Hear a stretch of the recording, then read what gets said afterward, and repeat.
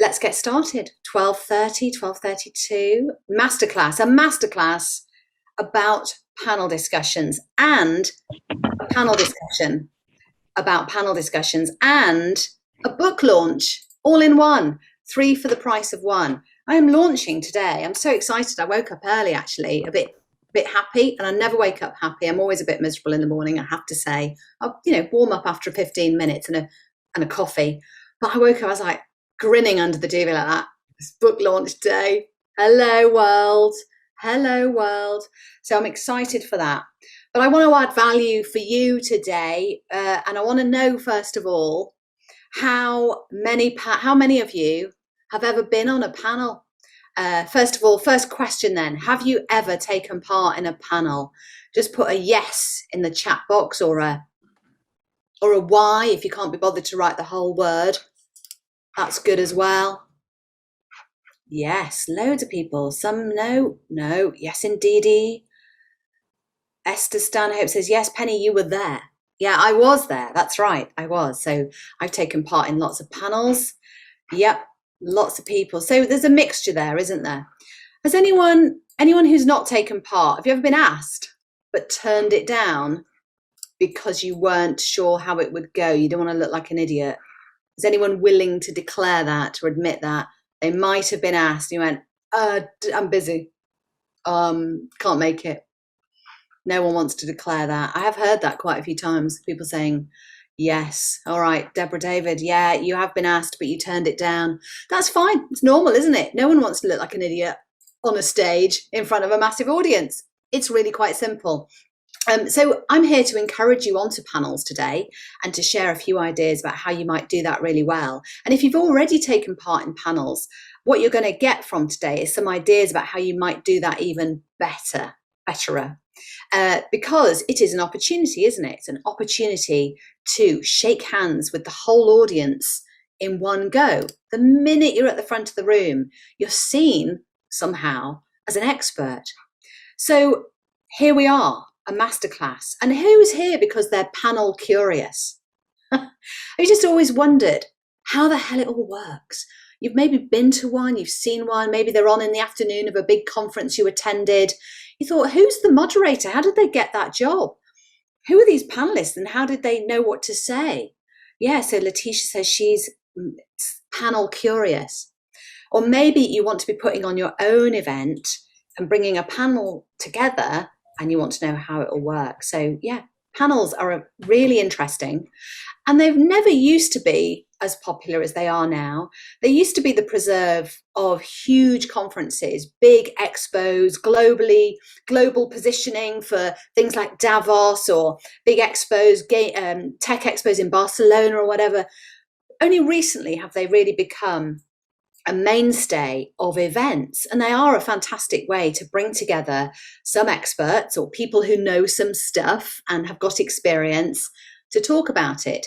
And for event organisers, it's a really nice way to mix up the day of not just having a speaker and then another speaker and then another speaker. So having a panel sort of gives a bit of texture to the day and brings 3 or 4 voices, maybe 5 or 7 voices. I've even heard of a panel where they had 7 people on to talk about their topic and their shared area of interest. So it is a really good way. And you know what? It also, for the individual on the panel, not the moderator so much, that is a big job and we'll come on to that in a minute. The panelists is sort of let off the hook a little bit. You don't have to prepare a big keynote with slides. So some people prefer being on panels for that, in that regard. So my handbook is a way to help more people be even better on panels or even say yes to panels in the first place, to help you do it really well, to stand out so you're memorable for all the right reasons. Yeah? We want to be memorable for the right reasons, don't we? So I've been moderating and taking part in panels now for about 10 years. I don't quite remember my first ever panel discussion, but I do remember thinking it's a little bit like having your own radio show, maybe your own Radio 4 round table discussion. And I really liked it because it meant that I got to ask some questions, but I didn't have to do the heavy lifting of actually knowing the answers. I loved that. And I became more curious in how panels worked and how you could do it really well and how panelists could shine, because some of them are a little bit boring. Panels can be really boring.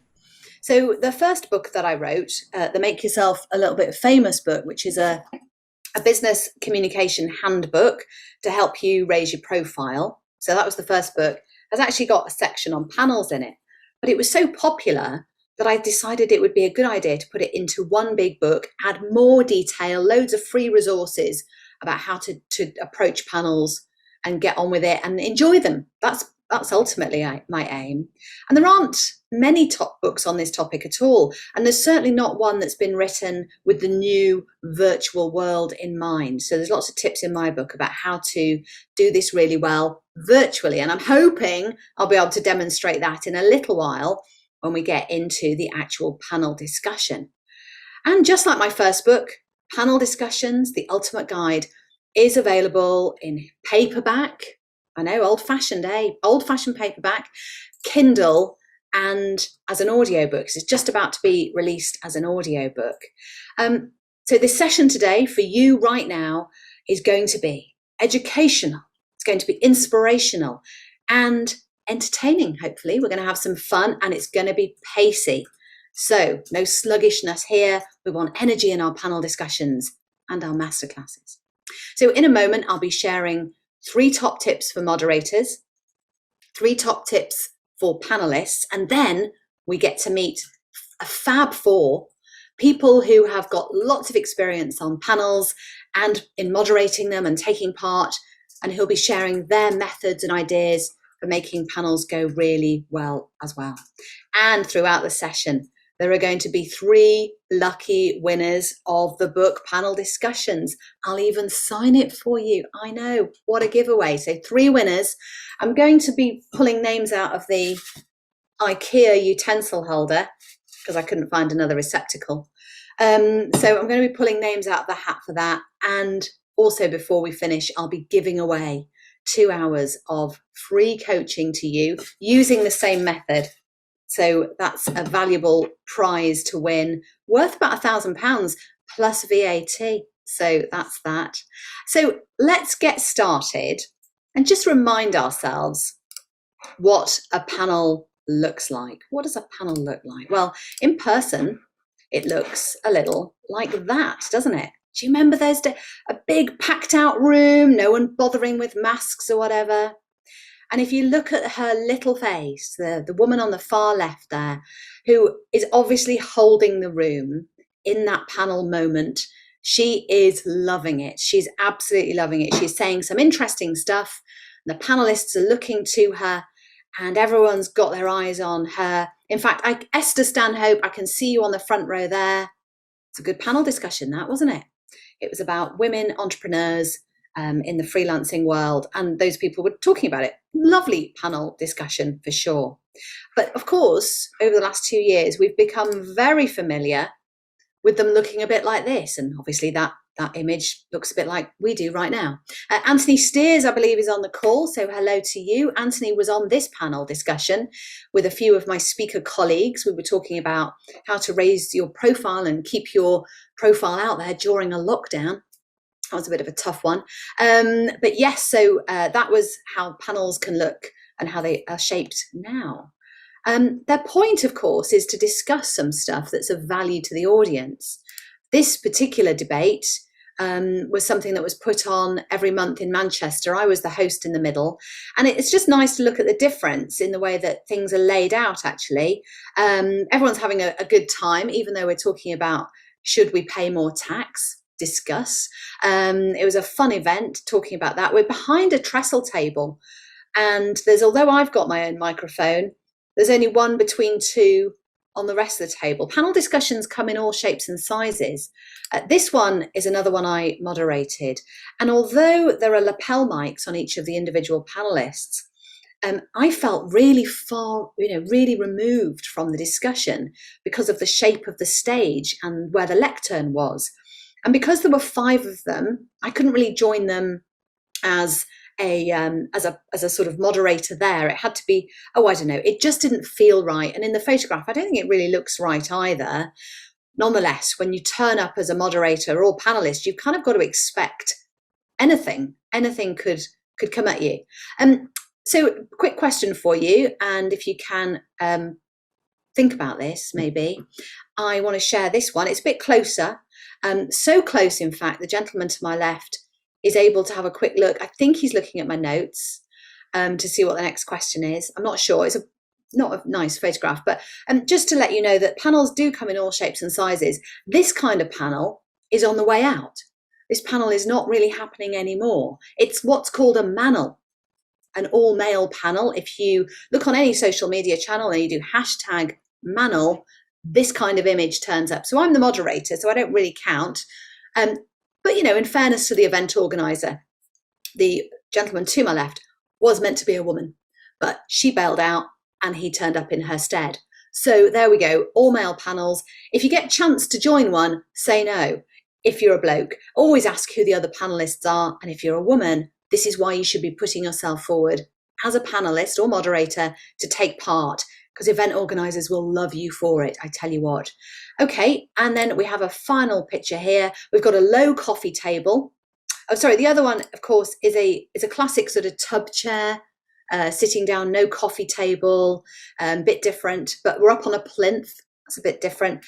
This one was actually up on a really high stage and with a low coffee table, but a challenge on the microphones. All the microphones are low down on the desk, so we kind of had to go down to speak into the microphones.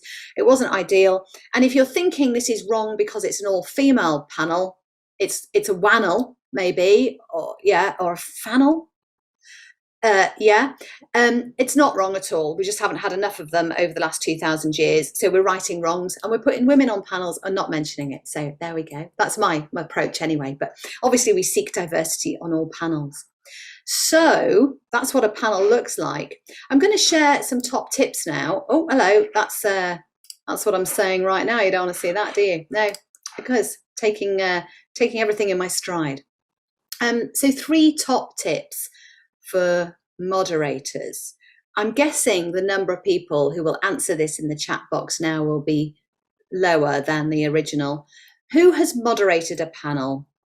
You can either use your reaction emoji and go yes, hi, or you can say yes in the chat box.